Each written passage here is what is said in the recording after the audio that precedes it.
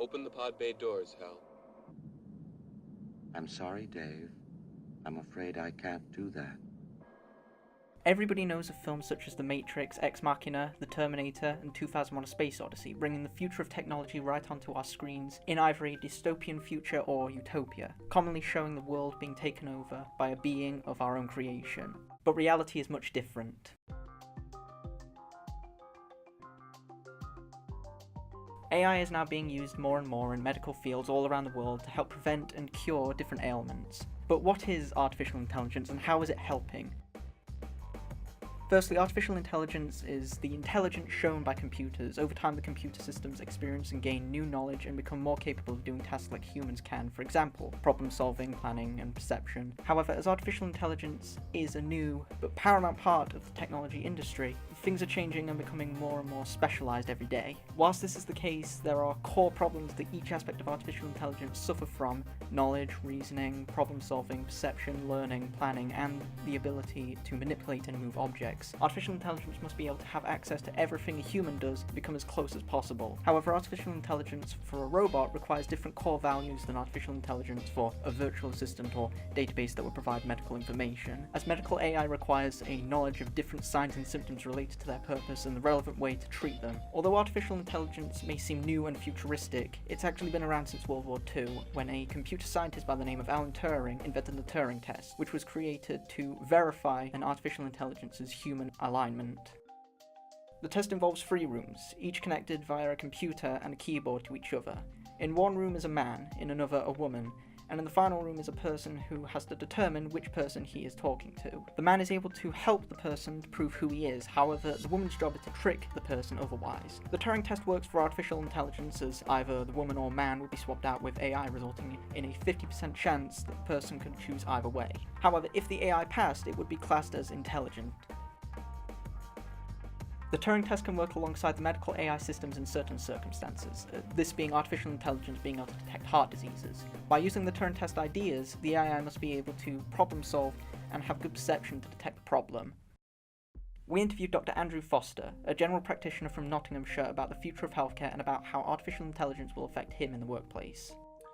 So I'm Dr. Andrew Foster. I'm a GP who works in Nottingham City. I'm also a Federation Director, so I work with a group of GP practices in Nottingham City, working together to provide primary care and general practice services at scale. So I think there's a lot of excitement about artificial intelligence in healthcare at the moment. One of the problems with healthcare in this country and across the world is that healthcare staff, GPs, doctors, practice nurses, healthcare assistants, other practitioners, physios, pharmacists, they take a long time to train, and it takes a lot of money to train these people. And when they are trained, they're also quite skilled and often fairly expensive members of the workforce. So healthcare is really expensive to deliver. And if we're going to do more and deliver more and better healthcare on similar and constrained budgets, we're going to have to get that additional workforce capacity from somewhere. So I think a lot of people are excited that artificial intelligence may be able to potentially replace some roles, freeing up staff to do other more interesting and valuable work, and perhaps support some practitioners to be quicker and more effective. A disadvantage with human workers is that they get tired, they get fatigued, they have to work certain hours. AI systems can run all the time. So I think that's obviously going to be a huge advantage in terms of capacity. And also, human beings, when they are tired, they can make mistakes. AI, I think the hope is that AI will be able to be more consistent in its approach and possibly reduce errors or support human workers to reduce their errors. I think that's quite interesting too. So that's a difficult question to answer at the moment, because I don't really use any true artificial intelligence on a day-to-day basis in my practice or with the Federation. The hope is that these technologies may initially be useful for that certain subset of patients who are quite tech savvy, used to using their smartphones, information technology, used to interacting with people or chatbots or other agents through these devices. So for a lot of more simple presentations or health issues, these sorts of people could be guided through inquiries about their symptoms and then guided through advice about treatment and reach a satisfactory conclusion for them without even going into the same room or being in personal contact with a healthcare provider. So I think that would be quite useful. That would be a different experience, but hopefully it would be no less of an experience. So where I've heard of a lot of AI work is in those medical specialities that involve the processing of lots of data and in particular lots of visual data. So there's been a lot of work done with AI on image recognition and pattern recognition within images. So those medical specialities where a lot of image data is processed, such as pathology or radiology, I think there's the prospect of them being impacted in a big way. I think the hope is that AI will be able to approach those problems more consistently. And of course, a human radiologist, and I don't know the numbers, but they might see a few 100,000 images in the course of their career, and that's the experience they've got to draw on. An AI system operating across the whole of the NHS or even across national borders may be able to see millions and millions and potentially billions of images over the course of its operational lifespan. So it'll be trained on much more data, so it may be able to draw conclusions that the human operators may not be able to. But it's not all good news for the future of healthcare.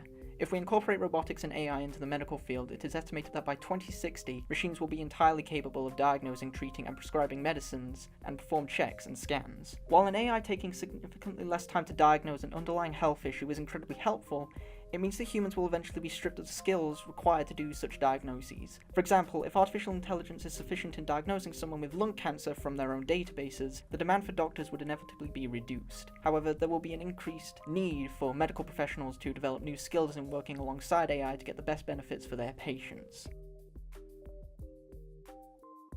So, my answer is yes and no, I think.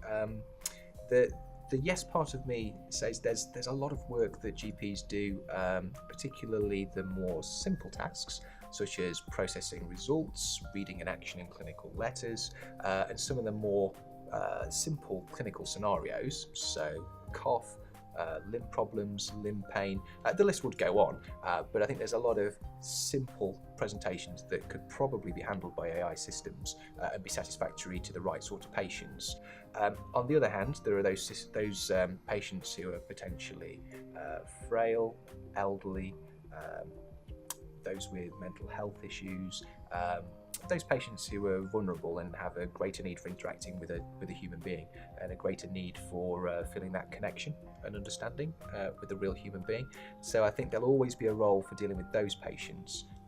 Also patients facing difficult decisions, very challenging diagnoses, cancer patients.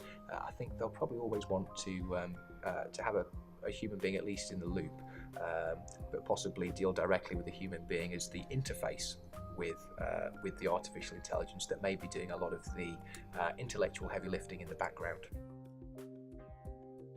So when doing practically any test or investigation, we're always aware that there's a failure rate. If the test is operated absolutely perfectly, we know that some results will come back positive, when in fact the reality is that the answer is negative and the patient is not unwell. And some of those results will come back negative when the reality is that there is a problem, that there is a problem with that patient. And we tend to know these rates for a lot of tests, and we often actually are aware of these rates with human interactions as well. If we're not aware of them, there's always a failure rate with human interactions, and there will be a failure rate built into AI systems. The real question is whether that failure rate is better or worse than human beings, and that will obviously have a big impact on that decision as to whether that task is handed to an AI system or remains in human hands. Whilst current jobs may be replaced by artificial intelligence, the demand for humans to repair and maintain AI and algorithms will increase. While this makes sure that jobs in the field are incredibly precise, it means a huge decline in human capability if we hand over all jobs to the AI machines. However, it should be noted that this is all based on estimates and could potentially be completely wrong.